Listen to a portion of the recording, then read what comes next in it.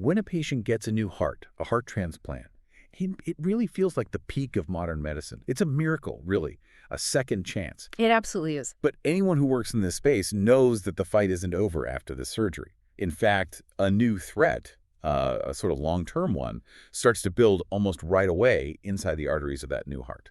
That is precisely the crux of it. The threat you're talking about is cardiac allograft vasculopathy, or CAV. CAV, Right. right. While, short-term survival is so much better now, CAV is still this major long-term killer after a heart transplant. It's basically a very aggressive, very diffuse kind of coronary artery disease that's specific to the transplant. And a major fuel for that disease is high cholesterol, or dyslipidemia. Yeah. So the question becomes pretty obvious, right? If you have a drug that can just obliterate cholesterol, can you use it early on to stop CAD before it even gets a foothold? And that's the exact mission of the trial we're breaking down today, the CAVIAR trial.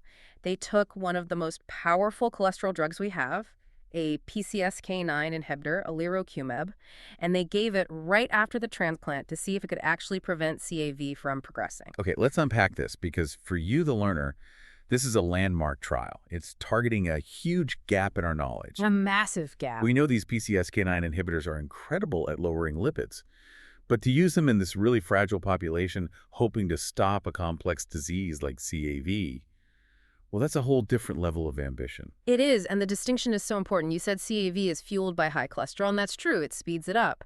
But CAV is fundamentally different from, your standard atherosclerosis. That probably so. It's a chronic rejection process. The recipient's immune system, the inflammation from the surgery itself, all of that plays a huge role in damaging the vessel walls. So you've got standard risk factors like lipids, but also this aggressive immune-driven factor that's unique to transplants. Exactly. And that's key to understanding the trial. I mean, we have decades of research showing that lowering LDL helps in standard coronary disease. But we had no idea if using something as potent as Alirocumab would be safe, or if it would even work against CAV right after a transplant. So the question wasn't just, can the drug lower cholesterol? No, not at all. The real question was, if we lower cholesterol super aggressively in that first year, does it actually stop the physical disease when all these immune factors are just running wild? That sets up a fascinating experiment. Let's get into the design, because the methodology here had to be just airtight to answer that question. Here. How did they build the CAVIAR trial? They built it to be the gold standard. It was an investigator-initiated, prospective, multi-center, and critically, a double-blind randomized trial. Double-blind and randomized. So neither the patients nor the doctors knew who was getting the real drug. Correct. Total of 114 heart transplant recipients. 57 got Alirocumab, 57 got the placebo. That was the playing field level at the start? Oh, absolutely. The sources are clear that the baseline characteristics, age, health status, all of that, were very well matched between the two groups. It ensures that whatever they found at the end, they could be pretty confident it was because of the drug. And the intervention itself was layered, right? This wasn't just Alirocumab versus nothing. Precisely. Everyone, all 114 patients, got high-intensity statin therapy, specifically rosuvastatin. Which is already pretty potent. It is. The randomization happened early, and the treatment group got Alirocumab injections on top of their statin, while the control group got placebo injections on top of their statin. So they were asking, does this new superdrug add a benefit that the statin alone can't achieve? Okay, so to measure plaque progression, you can't just rely on a blood test. The assessments for this had to be incredibly thorough. They had to be invasive. This is where the rigor of the trial really shines. At the beginning, and then again at 1 year, every single participant underwent this incredibly comprehensive coronary assessment. Let's slow down on those for a second. They used a bunch of acronyms. FFR, CFR, IMR.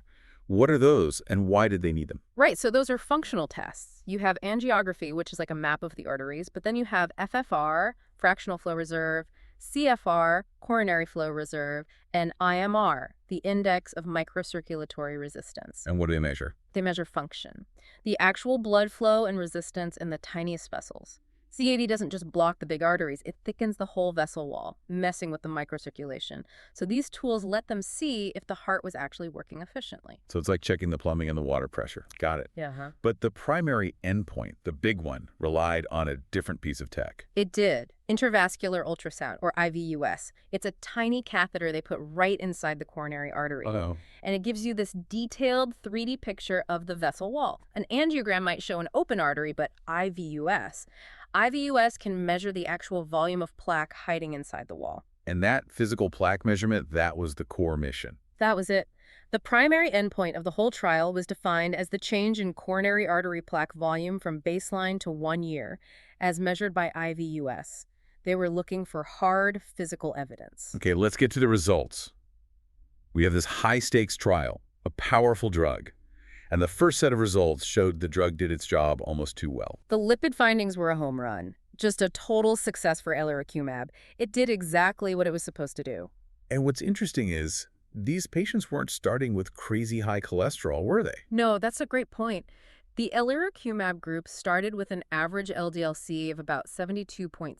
Which many would already consider pretty well controlled, especially on a statin. For sure. But after 1 year on the drug, that number plummeted to just 31.5. The p-value, less than 0.001, tells you this was no accident. That's a staggering drop. It's pushing the boundaries of lipid lowering. It really shows the power of adding this drug on top of a statin. You're basically going from good control to almost undetectable in a year. Yeah. And the placebo group. Stayed flat. They started at 69 and ended at 69.2. The statin was holding the line, but Alirocumab was the real engine of reduction. And crucially, was it safe for these fragile patients? Remarkably so. The sources noted no significant adverse events tied to the drug. So you have a safe, potent drug that hits its target perfectly. The setup is perfect. The hypothesis is proven on the LDL side. Okay.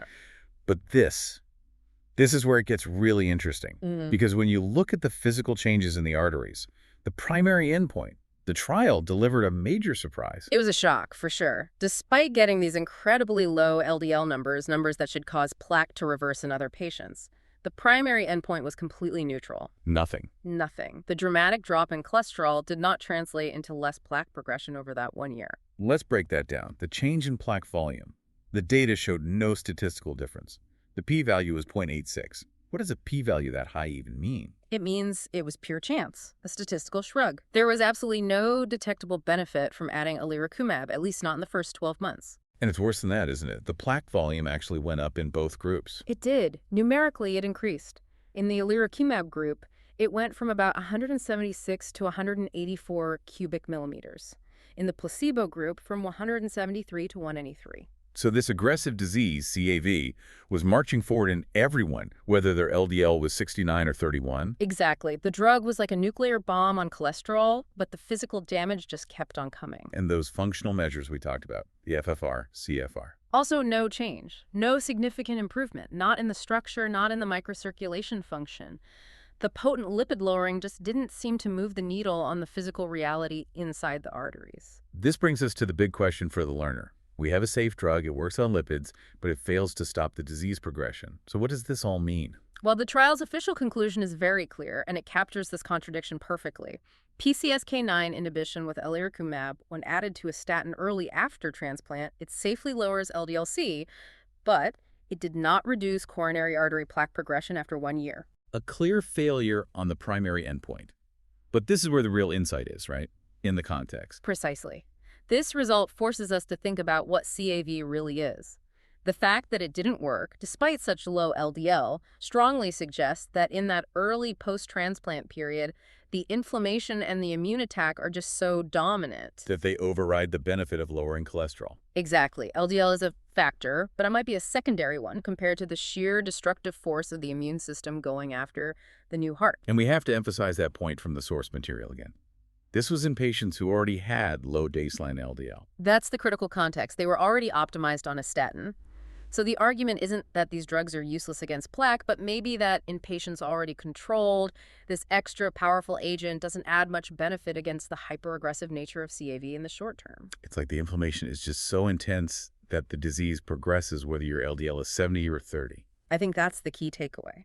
Rosuvastatin was maybe already getting you the maximum possible benefit from lipid lowering in that first year. And the immune part was the real driver of the disease. Yes, it just demonstrates the sheer tenacity of this disease.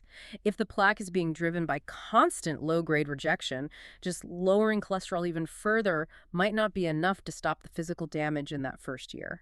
So, to summarize, the treatment is safe, it's powerful on LDL, but we learned that getting to ultra-low LDL levels right after a transplant didn't stop the physical plaque from growing over that first year. Right. It really pushes the field to look beyond just lipids for early CAV prevention.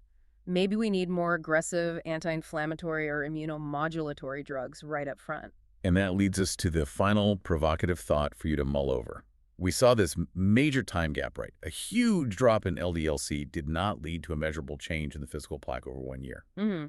And we know that while CAV progression is fast, plaque regression, the actual shrinking of plaque, can take a lot longer, sometimes 2 or 3 years in other studies. So here's the thought. If the immune drivers are just out of control in that first year, is the real lesson here that 1 year just isn't long enough to see the benefit? What might a 2 year or 3 year follow-up of these same patients show? Could we see a delayed impact from pushing LDL that low? That's the crucial question that this trial leaves us with.